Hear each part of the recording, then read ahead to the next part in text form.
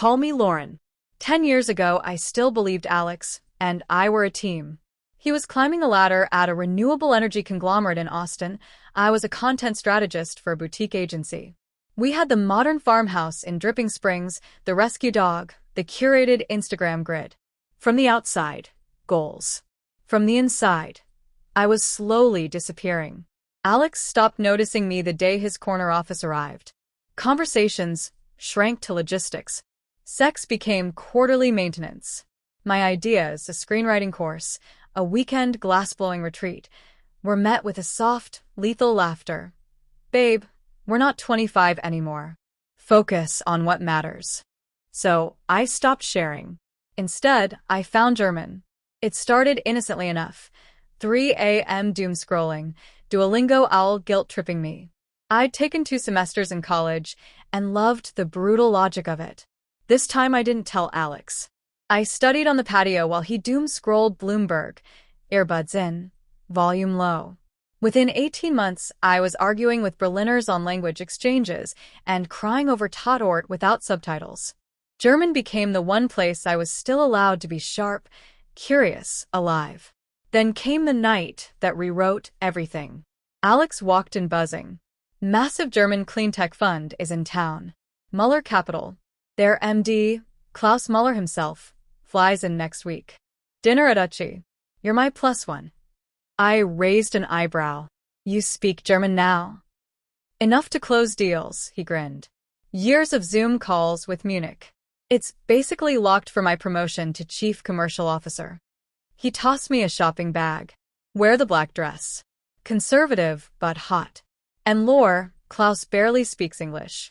I'll handle the German. Just smile, look proud, don't try to keep up. I almost laughed out loud. Instead I said, of course, honey. The following days I binged business German like a woman possessed. Pitch decks, ESG jargon, Texas Energy Regs auf Deutsch. I wanted to be ready for whatever version of my husband showed up when he thought I was deaf to it. Dinner night. Uchi's private room glowed amber. Klaus was tall, silver-haired, polite in that terrifying German way. Small talk in English, then the switch. Seamless, rapid German. Alex was good, better than good. He negotiated like he was born to it. I played my part perfectly. Serene nod, occasional confused tilt of the head. Klaus asked about family, work-life balance. Alex leaned in, voice dropping into the intimate register men use when they think no woman is really listening. Honestly, Klaus, it's ideal. Lauren keeps everything running smoothly at home. She has her little job, writes blog posts or whatever, but it's not serious money. Lets me travel, take risks, without drama. She's decorative in the best way, great on my arm, zero ambition to compete. Decorative. Zero ambition. My pulse hammered so hard I was sure they could hear it. He kept going. I've already moved a chunk into Liechtenstein. Clean structure. If the CCO role means Singapore or Berlin, I need to be agile, no joint account debates.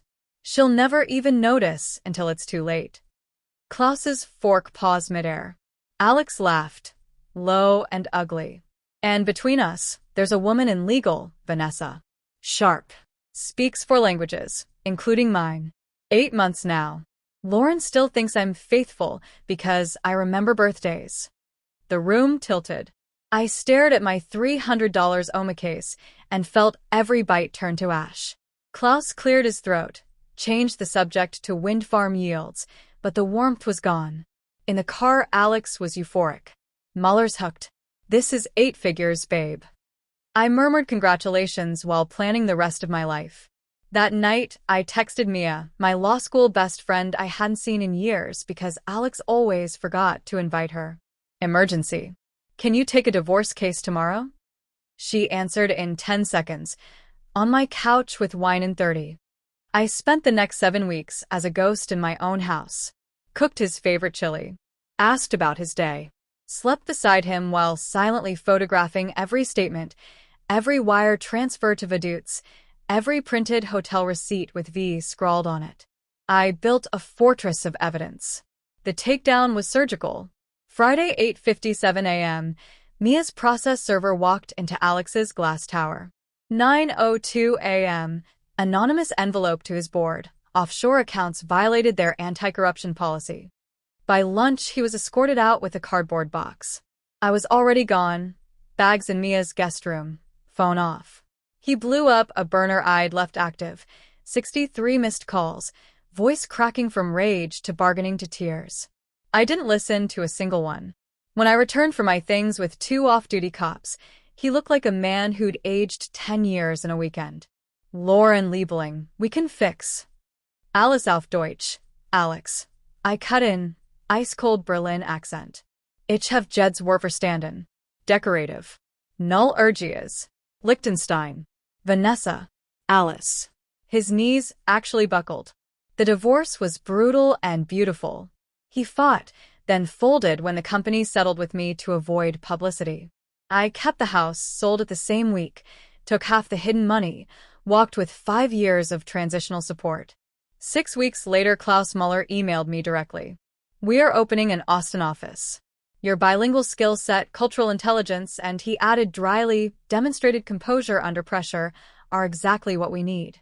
Dinner, this time as colleagues. I accepted. VP of Global Comms. Salary that made Alex's old one look cute. I still work there at 56, splitting time between Texas and Berlin, speaking German every day, running marathons, dating a jazz musician who thinks my ambition is the sexiest thing about me. Alex married Vanessa. Last I heard, they're taking a break. Sometimes, when I'm on a plane crossing the Atlantic, I think about that night at Uchi. The worst moment of my life lasted exactly 42 seconds, the length of time it took him to call me decorative. The best moment started the second I decided I would never be anyone's decoration again. If you're reading this and some quiet voice inside keeps whispering that you're worth more than the space they've allotted you, listen to it. Learn the language they don't expect. Document everything. Find your Mia. Walk through the fire. On the other side is a life where your voice is the loudest thing in every room and nobody ever dares call you decorative again.